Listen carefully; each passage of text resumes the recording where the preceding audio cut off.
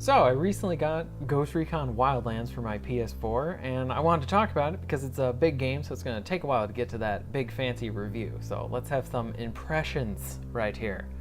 First thing I want to get into is how much fun this game is. It really is. Minute to minute, it's a lot of fun, and I like how the game has a lot of guns to choose from. You know, you got your assault rifles, your submachine guns, little pea shooters, sniper rifles, samurai swords. And there's no samurai sword. But with the guns, you get a lot of awesome customization with them. You can change out different magazine sizes, your camos, you want to go in with bright pink guns and take everyone out and not be as sneaky? Be my guest, go on and do that.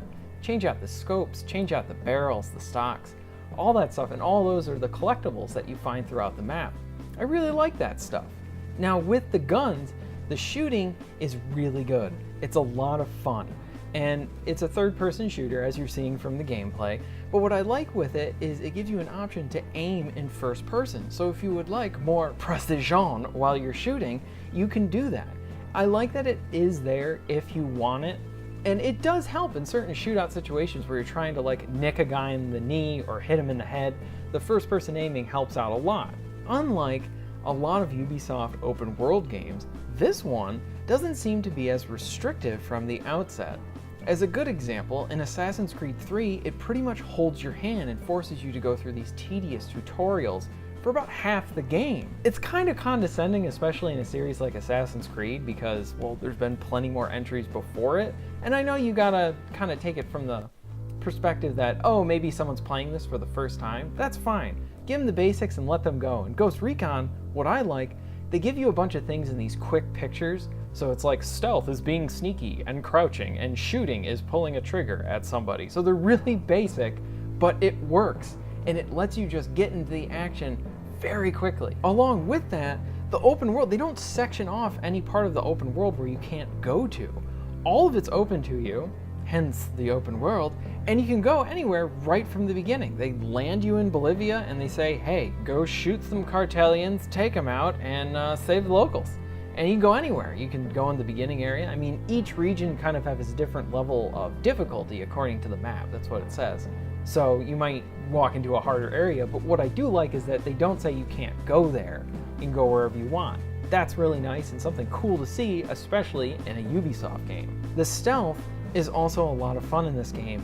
It is very simplistic compared to the last entry in Ghost Recon. Ghost Recon Future Soldier is what I'm talking about. In that previous entry, it had a more sticky cover system and a cover-to-cover mechanic, which worked really well, especially when you were trying to be sneaky and getting up and close on people. Here, it's all contextual and they don't have that cover-to-cover mechanic.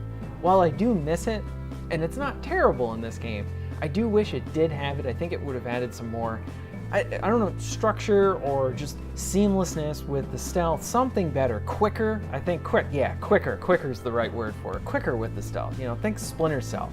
Because that's what I liked about Future Soldier. It took a lot of elements that Splinter Cell Conviction added to the stealth genre, and then Ubisoft then applied some of those into Future Soldier, and it worked really well.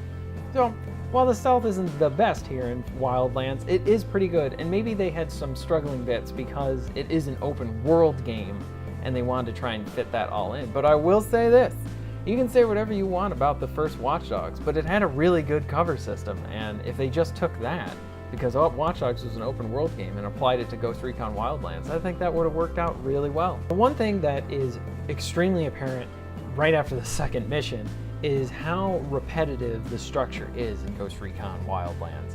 You pretty much go to a region, you have to do some investigation, you do some missions, and then you take out the main bad guy there and you liberate the area. Rinse and repeat. Pretty much most of the missions consist of going to a different location, taking out all the enemies and grabbing a certain thing or killing a certain person. It doesn't get boring for me so far. I've played it for more than 10 hours and I haven't really felt a grind or repetition to it, except for the fact that the mission that you are trying to achieve is repetitive, but actually playing it is not.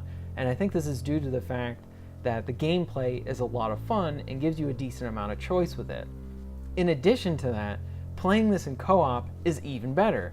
You can play by yourself and it's fine, the AI are fine, and it's a good time. I've played it by myself, had a great time with it, but it's even better in co-op.